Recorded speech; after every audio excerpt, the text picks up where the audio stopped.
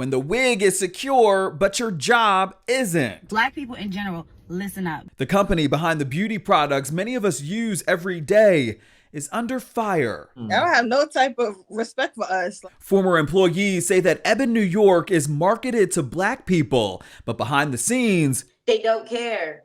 They don't care. Her videos have millions of people talking on social media. It was just a complete living nightmare. Black employees allegedly targeted by their Korean managers, kicked out of meetings, forced to stay in dirty hotel rooms, and claims of racism that had many of them in tears at work. My mental was really messed up for a very long time. How are black people being treated? What the company told us when the Shade Room started asking questions. I'm Justin Carter. This is TSR Investigates.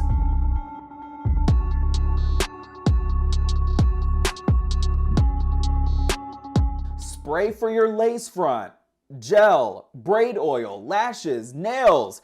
Ebin, New York is selling products that are made for us, but not necessarily by us. You can tell on their social media that they clearly have a target customer. So when Samaya Gaddy joined their marketing team back in August of 2023, she thought that she'd be surrounded by other like-minded professionals that perhaps may look like her, but she was wrong. And worse, she says that it was a work culture rooted in racism.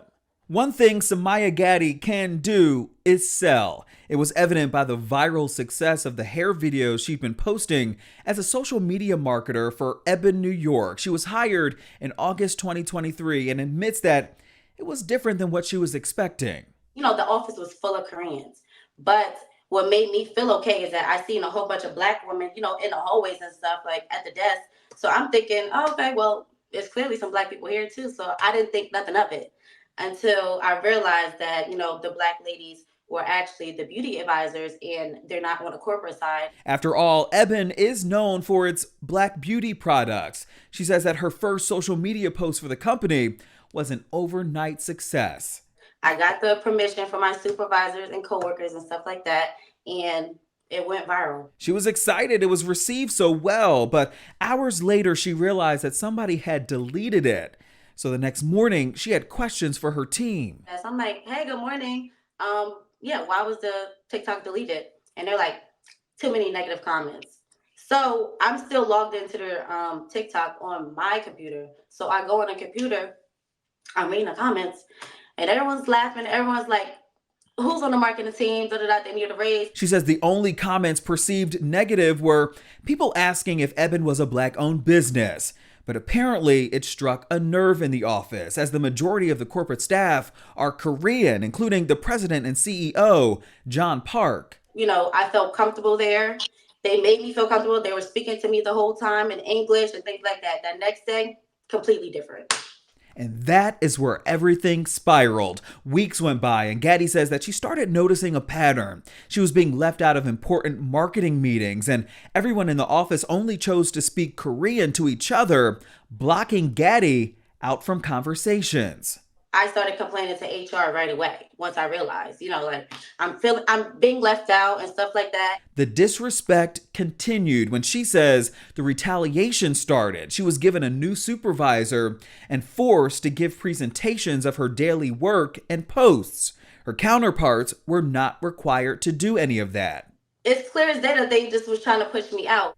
She complained to HR yet again after she says the hotel that her supervisor allegedly booked for a work trip in Atlanta was crusty. She took a picture of the outside and immediately called her boss. Over 4 million people on TikTok watched as she shared her entire experience. This looked like a motel.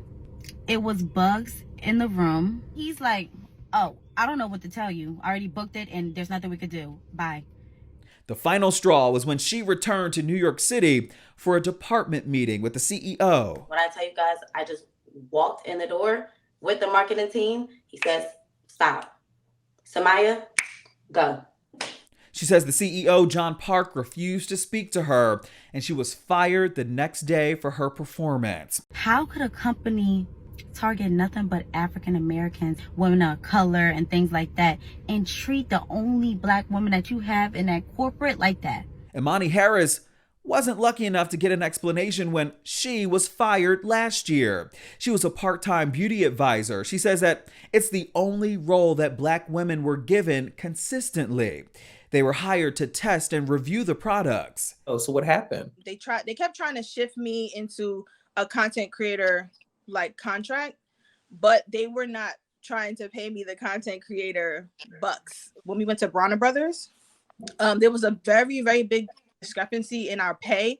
We were told that we were going to get paid a certain amount of money, and when we came back, they lied to us. She says that she did agree to create videos for the company, which was outside the scope of her job, but eventually turned down the opportunity to do it full time. After a while, I kind of got burnt out. Told them I wasn't doing it anymore because they would always ask me, like, do you have any new ideas? Do you have any new ideas?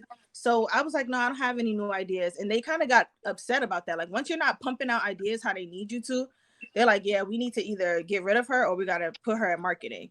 And I just didn't accept the marketing role. She was fired less than 3 months later. I don't have no type of respect for us. And when TikTok started to latch on, the stories poured in. This Black-owned beauty supply owner says that Ebin denied her a direct sales account so she can sell their products. Ebin was one of those companies that did not give me a direct sales account for my beauty supply store. And the number one reason why Black beauty supplies actually go under, close out, can't sustain is because we have to buy our products at a higher rate and we have to sell them at a higher rate.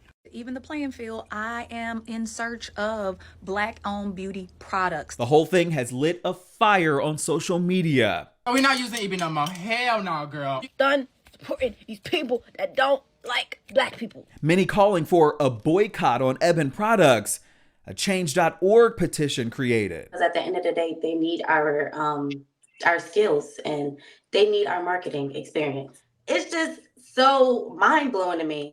I reached out to Ebin, New York for a comment, and a communications person got back to me right away and said that there have been other Black employees on the marketing team in the past, and quote, that our company and its leadership at Ebin take great pride in treating all of our employees fairly and creating an equitable work environment.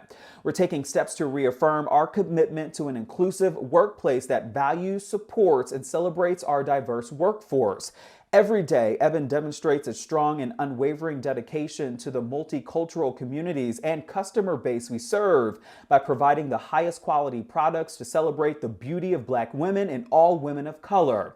Our mission continues to be one that creates an atmosphere of inclusivity, dignity, and respect. As for Gaddy, she says that she's now weighing her legal options and hasn't made a decision quite yet. Of course, we'll be staying on it. For TSR Investigates, I'm Justin Carter.